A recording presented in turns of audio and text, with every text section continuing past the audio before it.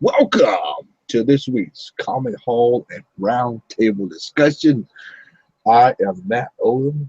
This is Al Rainey and Xavier Randall. We are here. We are live and in effect. NWO.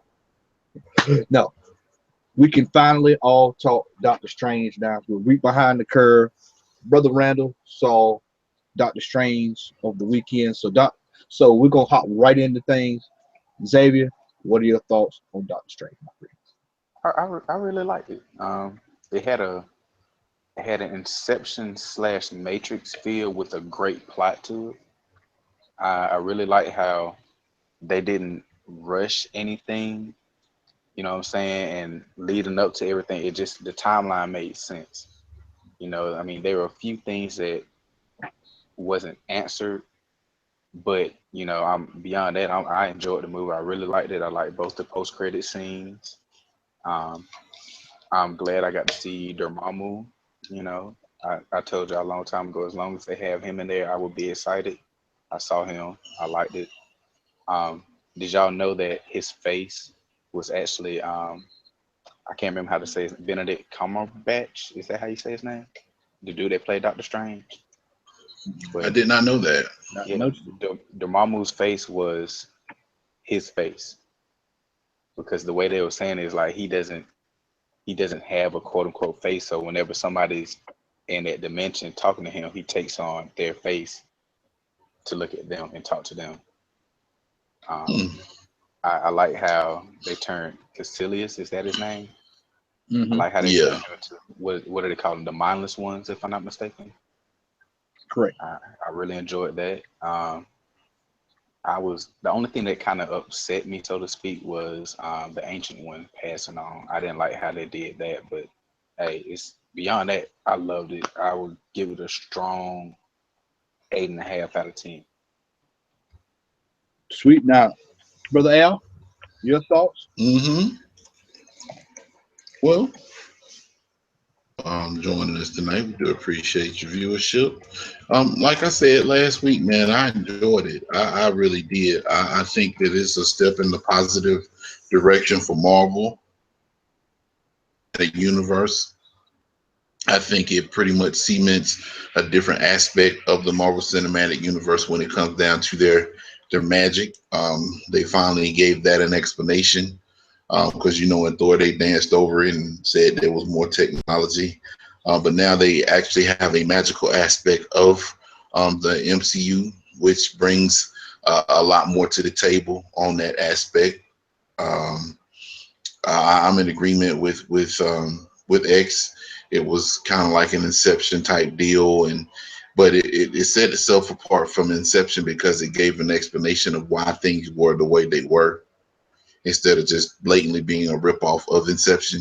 Mm-hmm. And Right. technically, because of the concept actually came about prior to Inception, it's not really a ripoff because Doctor Strange's been around a lot longer than the Inception movie. But that's neither here nor there. But I thought it was a great movie. Sad to see that that was the last Marvel movie for this year. However, we got three on the docket next year, and hopefully Marvel can continue the trend and keep knocking it out the park. Yeah, I would have to give this movie from a 1 out of 10. I would give it probably an 8. Uh, I think that they went about it the proper way. They did not make him Sorcerer Supreme, which I was praying to God that they didn't botch that. Uh, they also still gave him room to grow, Hmm. which is something that I thought was very important to the universe for Doctor Strange. Special effects wise, this was something that was special. This was a really good movie with special effects. Action sequences were really good. I love Mads. If I can pronounce his name right, Mads Mikkelsen, the villain. Uh, Dormammu. I absolutely love him. I love anything he plays in because, for one, I'm a James Bond fan, so that's Le Chiffre. For those who don't know, that's Le Chiffre Hmm. from Hmm. Casino Royale. But absolutely loved him as the villain. Um, I thought that uh, the progression was good. Uh, Although I will say he did get the Cliff Notes version of Sorcerer because he literally one day did not know anything, and then 2 days later he's whipping everybody's ass. And you know, I like the cloak effect. All in all, man, I thought it was really good. Definitely going to be interested to see where they're going to take him in the Marvel Universe, or where he's going to be popping up soon. So, Doctor Strange, thumbs up from everybody on the panel. Everybody enjoyed it. Next up, let's roll. Quick question. Yo. Question. When you said he had the Cliff Notes, what you talking about? Strange himself? Yeah, Strange himself. You know, months went by. Huh? Months went by for him to learn it. Well, I'm talking on screen. It's like, you know, I knew it was like a month, but you know, okay. I'm talking on screen time. I got you. But let's keep this train rolling, and let's roll right over. Speaking of Marvel Universe, yesterday it was announced that Inhumans is going to the big screen and on television as well. All right, so Al, you're shaking your head in disgust. I'll say this: I'm gonna be Larry tonight. I'm gonna do the Larry and go. I'll just hold my reservations until it comes out. My saving grace in this is that Marvel is doing it and not Fox, so I can live with it. So, Al, you take it away. Well, the only reason why I feel the way I feel, man, I feel that I mentioned it in the group yesterday, but I feel as though Marvel has painted themselves in a corner with the whole Agents of S.H.I.E.L.D. Inhumans angle. And I honestly and truly believe that the reason why they decided to do the Inhumans on TV was because of that, and that was probably the determining factor. I don't like it. I mean, of course, I'm willing to give it an opportunity as with anything, but I really think that Marvel is shortchanging the Inhumans. Now, I'm not the biggest fan of the Inhumans because, you know, of course, X-Men, that's my squad, anything X related. I have been collecting the Uncanny Inhumans, and it's a pretty good book. But I don't, you know, I feel like the Inhumans should be on the big screen alongside the Guardians of the Galaxy and the Avengers, for the simple fact that you got Black Bolt, which is one of the most powerful heroes in the Marvel Universe, which happens to be on my list for tonight. And you know, he's not really utilized that well. Or War of Kings was a pretty good story. If y'all haven't had an opportunity to read that, that's pretty good. They really kind of fleshed his character out in that story. But I mean, just to see Black Bolt on TV, that's kind of like, ugh, you know, like really, like, you know, it to me, I think it undermines the character. It undermines the potential that the property has, and you know, I just feel like I don't see how it's gonna work. I don't see how it's gonna work. I mean, with the Inhumans being on TV, who are they going to go up against? You get what I'm saying?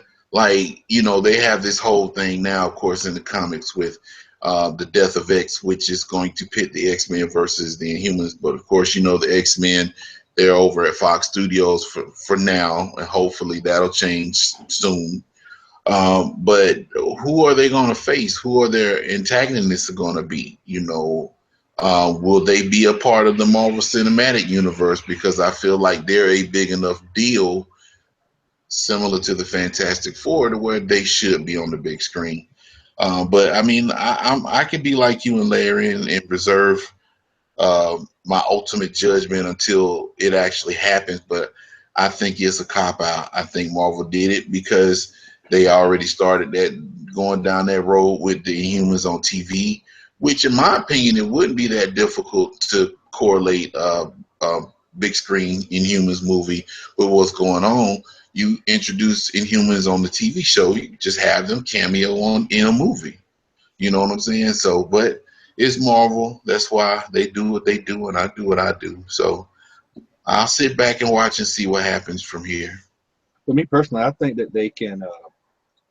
I think that they could probably get away with doing it on TV, or well, doing it, in the theater, and then bringing it on TV. It's like I told Larry today earlier when we talked. As long as you don't gut out the special effects, and if you're going to just do it where you're going to bring in, villains from their universe and characters from their universe straight on, no guest cameos, Captain America, that type deal, then yeah, it can work. But if you're going to start talking about trying to get Captain America and all that stuff, then you should have just went ahead and made a movie, because you're not going to have the budget to produce that for television. Or at least, I know it's Disney, I know it's Marvel, but at some point they're not going to want to spend mega bucks like that for TV appearances. When I think on season 1 of Agents of S.H.I.E.L.D., they said they had to shell out a hell of a lot of money to get Tony Stark on that. So, I mean, it's just one of those things where you just have to wait and see. Like I said, I'm gonna give it a shot, man, because number one, I like Inhumans, so I just have to see exactly where they're gonna go with it. Has anyone had a chance to see? And we're gonna Xavier, did you want to have anything to say on Inhumans? Two things. I think they're gonna end up having them go heads up against the Kree, just like they did in Agents of S.H.I.E.L.D. Two, they are already talking about using the Inhumans as a bridge to bring the MCU into the TV or the TV cinematic world, or whatever they want to call it. I honestly, I'm not surprised that they're doing it. Yeah. Like we were talking about, I said I think it's just going to end up being a spinoff of Agents of S.H.I.E.L.D. I don't care what nobody says. They were introduced there. They're going to just piggyback off of that. I mean, what are they going to do? Are they going to start off with, like, from day one, from back in the day, or are they going to do it current? I don't know. If I see, what's her name? What's the chick name? Medusa. Not Medusa. The one that's in Agents of S.H.I.E.L.D. Daisy or Yeah. Quake I know you're talking or whatever they Quake. call her. Yeah, Yeah. Quake. Quick. If I see her in that, that's a dead giveaway for a spinoff. You know what I'm saying? But Well, they're saying that Marvel is saying that it's not a spinoff. So I mean, you can only take them at their word. But they're saying it's not, Agents of S.H.I.E.L.D. or anything that's going to do with it. So we'll take their word for it. I mean, they've been pretty good about what they've done since they start getting these properties. So let's give them a shot. Al, go ahead. Well, I just want to add, I don't want to see a TV version of Lockjaw. I want to see a $150 million budget version of Lockjaw. You know what I'm saying? That's all I'm saying. I mean, if you're gonna put the Humans on TV, man, it's gonna be an insurmountable feat to try to keep a certain budget, but the fans are going to be expecting certain things. They're going to be expecting when Black Bolt whispers, he going to tear up half a stone mountain. When Medusa gets ready to fight, they want to see like 200 feet of hair coming from nowhere and just wrapping people up. They're going to want to see Lockjaw, this big 400-pound dog with a tuning fork on his head, teleporting people everywhere. You know what I'm saying? So I just hope they don't disappoint in that aspect and they don't water them down just for the sake of putting them on TV. That's all. All right. So let's segue. Keep it rolling. New production still was released for the Logan movie. Has anyone had a chance to check that out? I don't want to. Me neither. Okay, well, the Reavers, pretty much the Reavers have been confirmed for this. So apparently they're going to take Jubilee. Jubilee's part is going to be X-23. And the whole thing is a clusterfuck. We all know that. We know that. Let's just go ahead and, pardon my French. I've been trying to not curse too much on the show. But, I mean, you know what it is when it comes to Wolverine, X-Men, and Fox. So, I mean, we know what time it is. So it's really not that big of a surprise that they're going to butcher it again. But I just thought it was kind of amusing to see that that they're going to go that route with the Reavers. And, I wouldn't damn be surprised if Lady Deathstrike in the movie somewhere. I mean, I wouldn't be surprised You know, with the way that They're going.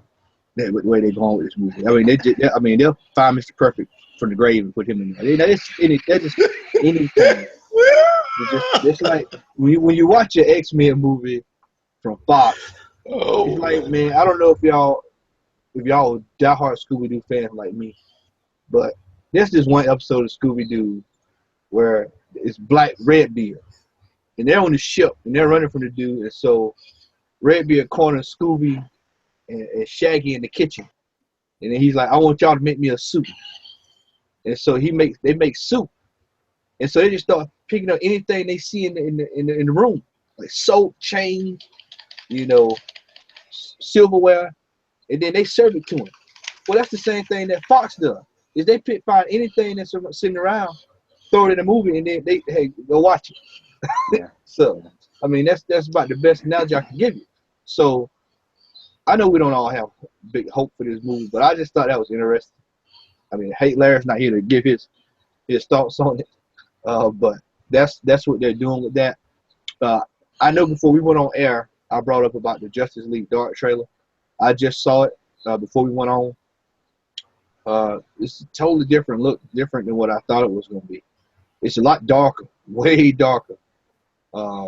It's rated R, by the way. This is another thing. It's rated R. So, and I can kind of imagine with dark tone, you know, pentagrams, all that kind of stuff.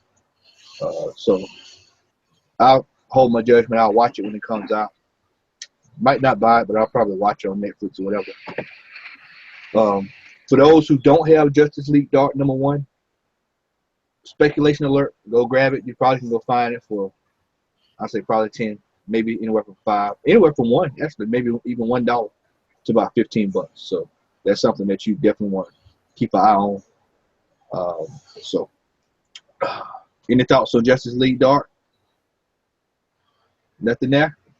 I think it's going to be, just 'cause. yeah. I mean, since it's DC animation, you know, we talked about this last week in detail. Their animation division, man, is off the chain. So I expect nothing less than an excellent, you know, showing. I'm looking forward to it. So, you know, I may not buy it, but I will watch it. Gotcha. All right. Well, this week we are bringing it back by popular demand. It is back. It is. You must be out of your damn mind. And we're going to kick things off this week with one of my comics that I'm actually hunting. NYX #3, CGC 9.0, signed $1,500. Now, let me throw this out there. I know somebody's gonna say, well, man, it's signed by Joe Quesada. It's the signature series, man. But I mean, really, man? Really? Who's going to you go to the comic shop? No, that's right there. No, but I mean, what people don't understand, man, is that when they're signing on these books like this, man, it devalues the book because everybody's not gonna want to pay, you know, top dollar, and somebody's drawing on the book. All right. I mean, that's $1,500. So, 2 people are watching that. Go ahead, Al. Somebody drew some. I mean, I didn't mean to cut you off. I'm sorry. No, you good. Somebody drew that caricature to the right? Because that's not on the book. Yeah, the artist drew it. Michonne. All right, so let's roll over to Exhibit B. Batman Adventures 12. $8,500. But they got a payment plan for $409 for $24. I mean, for 24 months. Are you serious? Mm-mm. Now, who in their right mind is going to pay $8,500? But this is so bad, nobody's even watching. And then look at the seller's information. Look at the seller information. 0. What is? No. Yeah. No. He's not a happening. crook. Nope. He's a crook, or he's All right. behind on child support. One of the two. All right. So let's go to Punisher #1. Got Archie. With Archie on the cover. Now, somebody who's gonna pay $150? And I know who Jeff Schultz is, but I mean, what? I mean, really? If I wanted Archie, I guess they go buy trying to. Archie comic. Right. And again, I didn't mean to cut you off. I'm sorry. I guess they playing on the fact that, at one time, believe it or not, there was a crossover with the Punisher and Archie. Yeah, I don't know how that worked.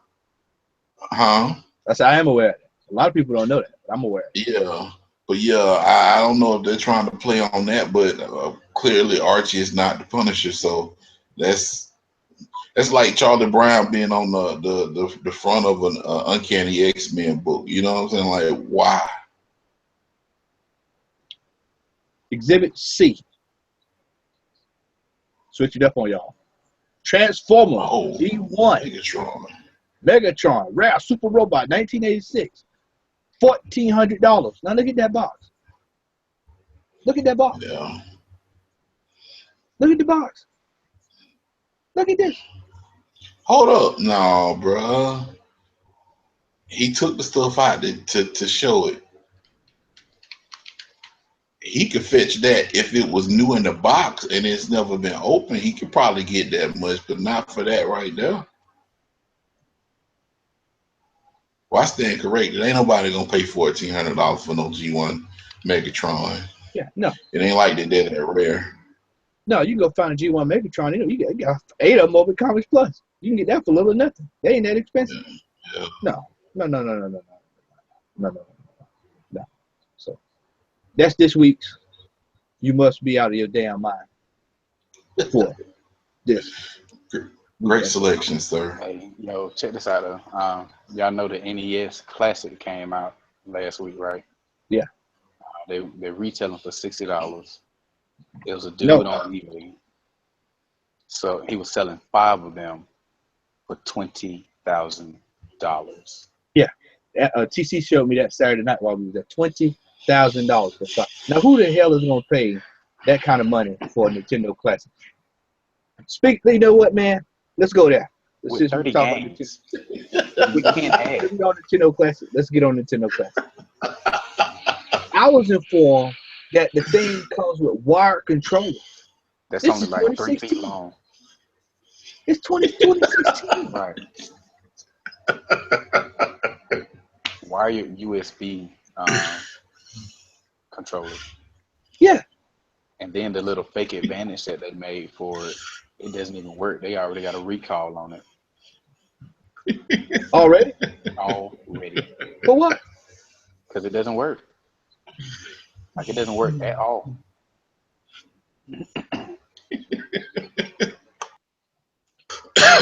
Go figure. I understand the nostalgic part, man. I really do. But like you said, man, it's 2016. If worse comes to worse, if you want to play Nintendo games that bad, you could get emulators and ROMs. And I'm not trying to say anything illegal or illicit on the show, but anybody that's played video games know, especially if you have a Wii or own the Wii, that you could put emulators on that sucker and play them that way. So for anybody that thinks, they're very ambitious to think that they're going to sell 5 of those things for $20,000 collectively. You're very ambitious or you're very stupid. I got to, if they can sell them for $20,000, no, I got a bridge next door that I sell them. If they're interested, I've taken offers on that. So no, that's not going to happen. All right, so let's move over to our top 10 this week.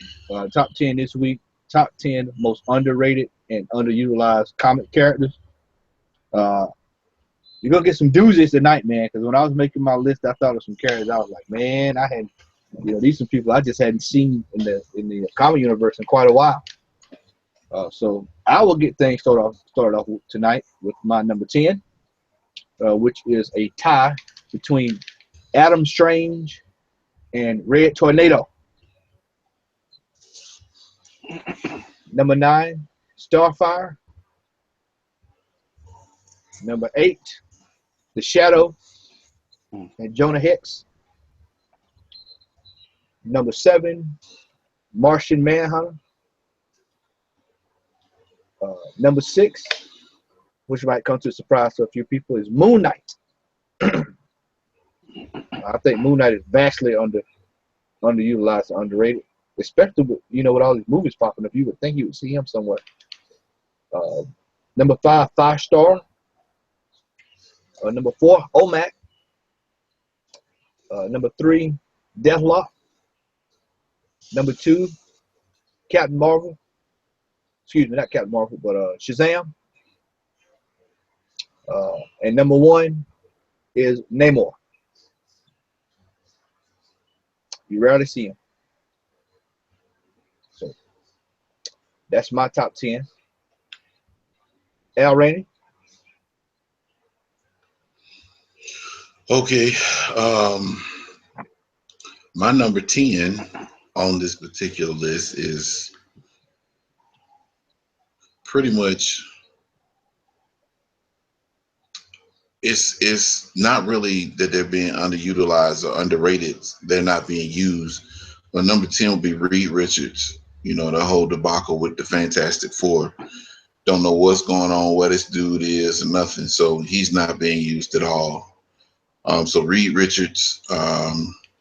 Number 9, that would actually be the leader, one of Hulk's nemesis. For whatever reason, he doesn't get the shine that he should. Number 8 would have to be collectively. And I kind of fought with this, but I would have to say the Inhumans. And the reason why, even though they're being used, to me they're being used as filler, more or less. Yeah, they got their own series and everything, but they're not, in my opinion, they're not being used like they could be. Speaking of which, number 7 would be Black Bolt. As an individual character, I feel like they could do more with him. Number 6 would be Namor the Submariner. Of course, he's coming back in the Ultimates. But when you're the prince of it, the king of Atlantis, and you got money, and you're like you've been defense, you're like an anti-hero more than you are a hero. That puts you in a different perspective altogether. Number 5 is one of my favorite DC characters, which is Firestorm. Never understood how you can have a guy, Firestorm, can manipulate in organic manner similar to the Molecule Man. He should be like one of the top dogs in the DC universe, but he doesn't even have his own book right now. He's in Legends of Tomorrow book. So that's another thing. Number 4, this dude ain't even being used right now by DC, and that's Icon. Icon is pretty much on par with Superman, in reference to strength and reference to abilities. So he's not being utilized at all. My next 3 are actually part of the mutant group. Number 3 is Sunspot, and number 2 is Cannonball. Those are some underutilized characters during the first run of the New Mutants. They were really used, and their characters were fleshed out, but after the Marvel Now, they kind of like, kicked them to the curb. I wish they would have done more with them. Number 1, of course, is Shazam. Shazam is my favorite DC character. He is so much superior to Superman, it ain't funny. But again, just like Firestorm, he does not have his own book. Some people say it could be due to the fact that, Billy Batson is a teenager, and it's kind of like, how he writes stories. But when there's a will, there's a way. So that's my top 10. Maybe. My top 10. People, you all may or may not agree with it, but my number 10 is Raven. I think she's just she's very underrated. You know what I mean? They don't give her credit for the power that she has. And most of the time when people talk about Raven, they instantly go for Trigun and stop talking about Raven. You know what I'm saying? My number 9 is, now keep in mind, mine is strictly underrated. My number 9 is Arcade. A lot of people don't give him his props. And number 8 is very similar to him as far as this game oriented, and that's Mojo. A lot of people sleep on Mojo and what he did in the Marvel universe, you know, especially X-Men and whatnot. Um, my number 7 is Firestorm. He's drastically underrated, and the way that they're using him in not Agents, but Legends of Tomorrow is terrible in my opinion. I just don't like it. I Um, agree. you know, I can't stand looking at Baby Usher, and I just they are so, both of Big them are boss. emotional. They're two emotional beings, and then when they come together, they're even more emotional. I don't like it. No. Um, number 6, Beast. I started to put Beast on my list, man, but I just was like, well, I gave him props because he was in the movie, so I kind of left him. But yeah, That I makes it can even worse. definitely agree to that. Number 5, Jubilee. Jubilee is very underrated. You know, she doesn't just throw out little fireworks and whatnot at her fingers. Jubilee is actually a very strong mutant, especially when she manifested her powers. You know what I'm saying? Um, my number 4, Nick Fury. A lot of people, a lot of people just look at him as a director and just say, "Other Nick Fury is he does a lot more. He's a lot of the brains behind a lot of the stuff that they do before they dismantled Shield." Um, my number 3 is Aquaman. You know, if you look at it, he's just as strong as Superman because everybody wants to compare um, their characters to Superman because he's the be all end all and this and other. Aquaman he can easily beat Superman, but because he's not the most favorite people, just throw him under the water, no pun intended. Um, That was a good one if it was. my number 2 is the Riddler. Yeah, Without the why Riddler, he was not on screen in a Batman movie? Well, I'm just hey, well, the not talking real about Riddler, Yeah, we're not talking about Jim Carrey. right? Not talking about that era. We're talking about current modern Batman. Well, you know they were talking about having him in the third Christopher Nolan Dark Knight trilogy. It hadn't Heath Ledger Yeah, I passed remember. away, so I hate that he passed away because they could have did so many things with that. But he is drastically underrated. And my number 1, Nightwing. Nightwing will always be underrated because he will always be in the shadow of Batman. A lot of people don't give him credit for what he does because I mean, even if you read the old comics versus the new comics and this and the other, I mean, the man ran the Teen Titans. You know what I'm saying? Like he sat there and ran them as they all evolved into their own respected hero, so to speak. And even now, he's still holding his own in his books. But once again, everybody's always going to try to compare him to Batman, even though they're two different people. Yeah, That is my top 10. cool. Well, definitely some great choices there. It'd be great to see what comes with some of those characters next year. So hopefully some of these guys start getting their just due. Excuse me, everybody. Well, it is time for our weekly pause and go ahead and get this thing on the road.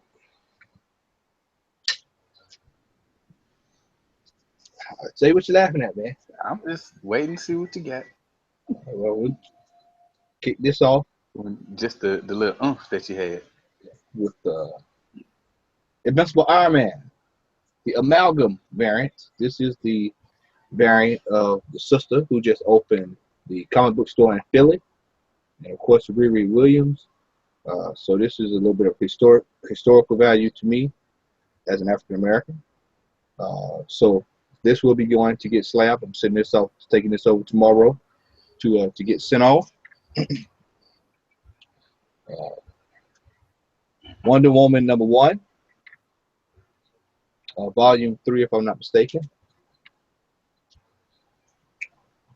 Batman 268.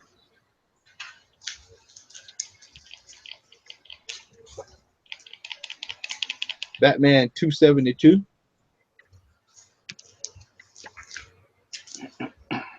A character you don't hear much from these days. Skull the Slayer, #1.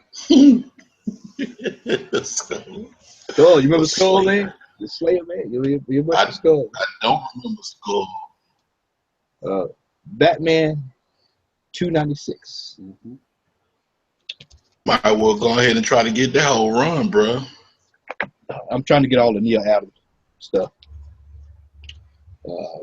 Not sure if this shows up well at all, but this was one when I bought the Iron Man comic. On eBay, the list said things you may be interested in. This popped up for $7.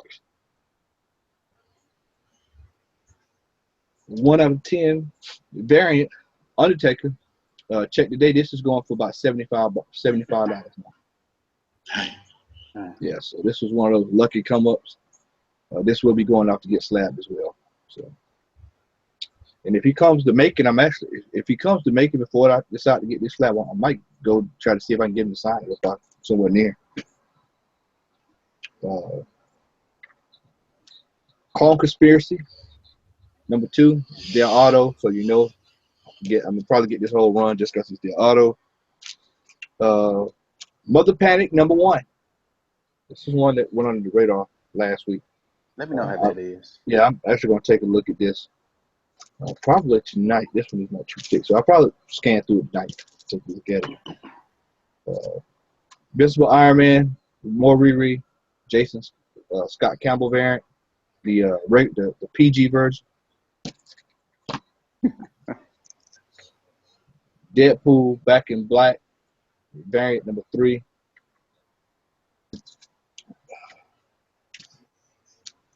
Black Panther, World of Wakanda hip hop variant. Black Panther, World of Wakanda, regular edition. Probably gonna get this because the sister is doing the right for this, so I'll probably grab this. And Batman Adventures, Batman and Teenage Mutant Ninja Turtle Adventures, and the Eastman Laird version of Batman Adventures and Ninja Turtles. So got that one strictly because of the artwork. That ain't strictly why you got it. Ninja Turtles, man. I did. Exactly. But I've actually got the other Batman. So, all right. And last but not least, Teen Titans #2. Slabbed. So I decided I'd grab this, man. It was a good copy. It's a 6.5 grade. It's a good Silver Age comic to have. And this is something that I think is probably going to go up in value over time. So decided to go ahead and snag that. And that is it on my end. Where did you find that? Will had just got it back from being graded, and he just actually had it just sitting on the shelf, and I noticed it, and I said, "Well, I'll take this. Bye." Yeah. And so I just kind of like picked it up and was like, "Yep, that won't see the shelf." So I grabbed this and went ahead and got it. I mean, it looks really good, man. And when I look at it, I just realized how hard CGC grades. By the way, when Ninja Turtles came back, well, they hadn't come back, but I know what the grade is on it already. And it's a low grade because it has some warping on the back. It's a 3.5. It's a 3.5. I really don't give a damn because it's the first print Ninja Turtles #1, and also a first print. Even a 3.5 is going to net you $1,500, which is crazy, insane. So it is what it is. By the way, if anybody's interested in getting the Tomb of Dracula 10, There is one at Comics Plus. I saw it today. We joked about it today. And a 129. Another 129. Another one? Yeah, he had another one in the back. Wow. We found it cleaned up. So Clean up. So, Al, saw you, my friend. All right. Picked up a few books today. And and Al, I'm sorry. I didn't mean to cut you off. Did not mean to cut you off. But I did. It's not exactly 181, but it is the Incredulous Trump and the Hillarines. And I mean, this is about the most fun, laughing matter I can think of this whole political climate. So I went ahead, I grabbed this. I got a feeling this is probably gonna go out the roof after a while. Yep. Al, we joked about it. We joked about it. Al tried to get me to buy it a while ago, and I was like, "No, man, anybody gonna buy it? Damn!" And lo and behold, right, that Joker won. Take it away, bro. Well, thank you, sir. Picked up a few books since the last show. I'm gonna go through them pretty quick. The first two are back issues of Uncanny X-Men, Uncanny X-Men 505, and Uncanny X-Men 524. These are some of the books that I'm trying to get some of my gaps, fill my gaps, so I get that first run of the Uncanny X-Men's. Went to An Amazing Escape. Since my copy was stolen, or copies were stolen, I went ahead and bought the Mosaic one. I got the hip hop cover coming through, but once I placed the order through Midtown, once I send that off. And I also have Invincible Iron Man 1, which is the first print. I got two of the variants pre-ordered. Hopefully I will have that variant that Matt has, so we shall see over the next couple of weeks. Pick this up today. This is He-Man and the Thundercats. Number 2 came out today.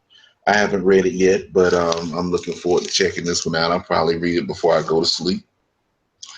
Caught up on Kill or Be Killed. This is the variant second printing for number 2 and the first printing for number 3. I forgot to get number 4 that came out today, so I might get that this weekend. Bought this. This had intrigued me. Vincent and I talked about this particular book. Shout out to Vincent. Happy birthday, dude. This is the Black Monday Murders. So this is number 3. So I've got the first 3. I haven't read them yet. I might try to dig into those this evening. Number 4 came out. I'm surprised you didn't get this one, Matt. This came out. This is Black number 2. This is out. Is that so I read this one. Uncensored? Is that a variant? Can you look? No, this is actually the first. This is the first print. Yeah, there's an uncensored variant of that's out. That's supposed to be pretty doggone hard to find. Yeah, I know. I know this was the only copy they had at Bungie as far as this particular print. So if he has it, it might be behind the shelf of ridiculous prices. Oh God! Right. I bought Green Lanterns 11. I read this earlier. It's pretty good. Rings. It's starting to be good. And then last but not least of the same thing. Actually, I got 2 copies because I was thinking, I asked you the other day, was it did you get the Uncivil War? But that's the flip side. This is actually the true cover for this book. So what I did, I went ahead and got 2 of them. I ain't gonna lie, I'm gonna color this sucker because it's a coloring book. It's the actual coloring book. So I'm gonna color one of them, and then if the book actually jumps up in value, I might get the other one slab. So, but that's all I got for this week. All right, Brother Xavier. I didn't get anything today, but I did get a couple things from Larry the other day.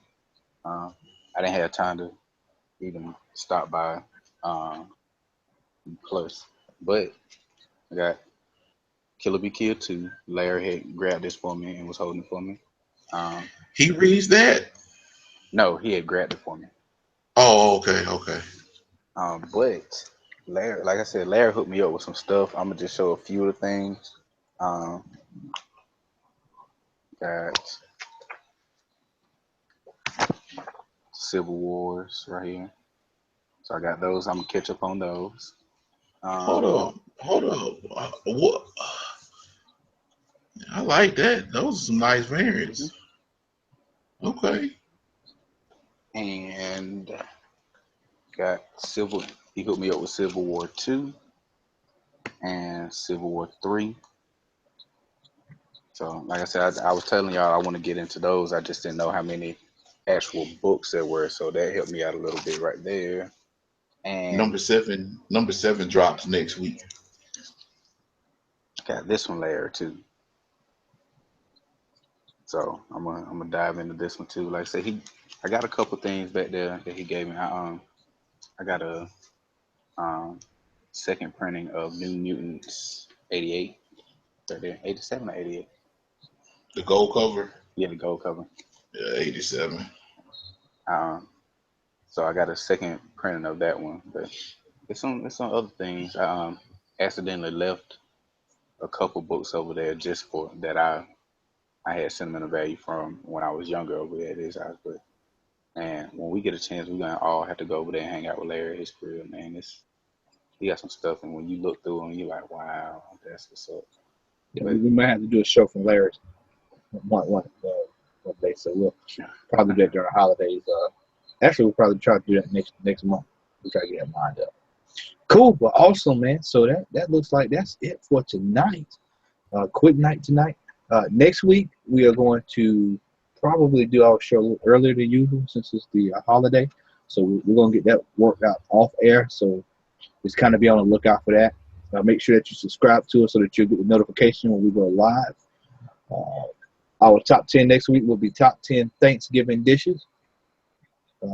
If number one is not dressing in cranberry sauce, then you need to analyze what you got going on for Thanksgiving. So that is it for this week's Comic Hall and Roundtable discussion. Thanks everyone for tuning in. Make sure if you missed last week's show or any other shows, make sure you go ahead and check them out. They're up on our YouTube page. Thanks for tuning in. Look forward to seeing you next week. May the Force be with you.